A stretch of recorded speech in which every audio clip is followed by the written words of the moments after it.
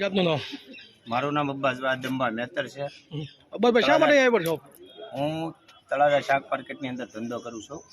હવે સાહેબ અમારો એક પ્રશ્ન છે કે છેલ્લા 4 મહિના થા જે પોલીસ તળાજા પોલીસ જે છે એ પડદાના સ્વરૂપે જે અમારે માથે જે દબંગગીરી ગુજારી રહી છે કે કોના ઈશારે જે કામ કરે છે, કોના દબાણ હેઠળ કામ કરતા છે એ તો ઉપરવાળો જાણે, પણ જે 4 મહિનાથી અમને જે હેરાન કરવામાં આવે છે પોલીસવાળાથી કે પડદા તમારે નહીં રાખવાના, સતરિયું નહીં રાખવાના, તો સાહેબ એવું તો ક્યાં ગામમાં અને ભારતની અંદર ક્યાં એવા કાયદામાં આવ્યું કે કોઈ એક શાકભાજી વેચતો હોય, કોઈ મજૂર માણસ ધંધો કરતો હોય તો એ સઅહીંયા ધંધો ન કરી શકે. પોલીસ સ્ટેશને અમે આજીજી કરવા જાવી, દરખાસ્ત મૌખિક રીતે રજૂઆત કરવા જાવી તો એમ કે અમને પોલીસને વાંધો નથી, તમે નગરપાલિકા આગળ જાઓ. નગરપાલિકા આગળ જાવી તો એમ કે તમે પોલીસ આગળ જાઓ. એટલે આજે જે ગઈકાલે જે અમારી યારે દબંગગીરી જે થઈ છે કે પોલીસના હાથમાં કોઈ દી ક્યાંય ભારતની અંદર કોઈ પોલીસ એટલે એક રક્ષણવાળો અધિકારી કહેવાય, એના હાથમાં ક્યાંય સરિયું ભાળી આખો સ્ટાફ આવ્યો તો સાહેબ પોતે કે અમે તો એની બહુ નિંદા કરવી છે કે આખા સ્ટાફના હાથમાં સરિયું કે જે પડદા કોઈ ગરીબ એક માણસ ધંધો કરતો હોય તો એના પડદા આવીને સરિયુંથી શેરી નાખ્યા, દોરીઓ કાપી નાખી, સતરિયું અમારા 1200 રૂપિયાની લીધી સતરિયું લઈ ગયા, જેમ તેમ વર્તણૂક કરવી હાવ કે જે છેલ્લી કક્ષાના જાણે જે ઓલા જે 2 નંબરના ધંધા જે કરે છે એને કોઈને એટલી તકલીફ નથી.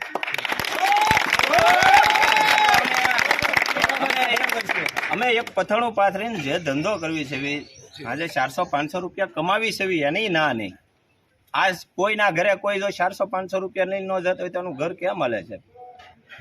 આજ અમે અમારો ધંધો કરવી છે તો પોલીસવાળા અમને બધી રીતે હેરાન કરે છે. કોઈ નવો પીએસઆઈ બદલાય, કોઈ સાહેબ નવા બદલાય તો એક હરીફરીને એક માર્કેટમાં સ્પોન્સરની ઇમેજ બનાવવા આવે. હવે કોના ઈશારે આવતા હોય તો કોને ખબર છે? એટલે આજે અમને બહુ અસહન થઈ ગયું.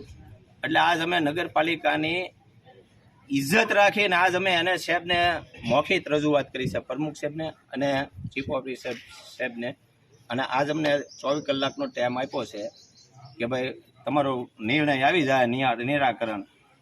એ છતાં અમે એને કીધું છે કે સાહેબ આજ તો અમે અત્યારે તો અમે મૌખિક રજૂઆત કરી, પણ જો 24 કલાક પછી અમારો પ્રશ્ન હાલ નહીં થાય તો અમે અહીંયા ભૂખ હડતાલ ઉપર ગાંધી ચીવા માર્ગે હાલશું, ભૂખ હડતાલ ઉપર ઉતરી જઈશું, માર્કેટો બધી બંધ થઈ જશે, જેથી કરી આખા શહેરને શાકભાજીને એની બધાને તકલીફ પડી જાય છે.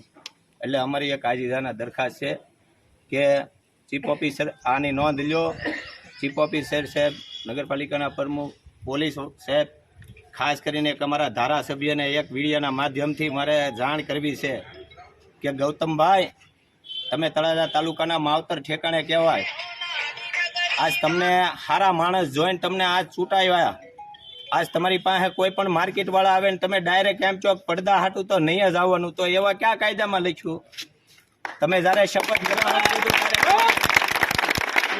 શપથ ગ્રહણ વિધિમાં લીધી ત્યારે કોઈ કાયદો એવો બતાડ્યો તો કે તમે પડદા પહેલા કઢાવી નાખજો? 30 વર્ષથી જે જનતા હોટલ આગળ જે પેપ નાખ્યા હતા એ માણસોની સેફટી માટે નાખ્યા હતા. આજ બાજુમાં ગર્લ સ્કૂલ છે, દીકરીઓ આજ એ પેપ કાઢી નાખ્યા, કેદુના આવારા તત્વો મોટરસાયકલો લઈને રજા પડવાને 15 મિનિટની વાર હોય ત્યાં આવી જાય.